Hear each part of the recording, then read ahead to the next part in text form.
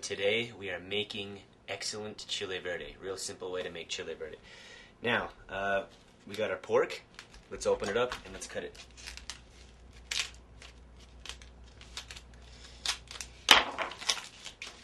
Let's do one at a time.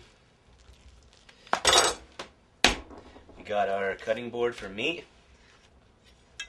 Let's get our thing. Now, if you want to cut it up, you can choose how much meat you want. I like a lot of meat. I love meat.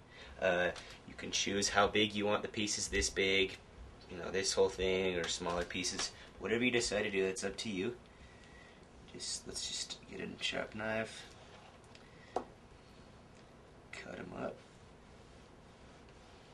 I don't like my pieces to be too big because I just don't like them that big. Whatever you want, big or small, that's up to you. You can even just leave them in strips if you want. So let's cut it up. Be careful. This knife is really sharp.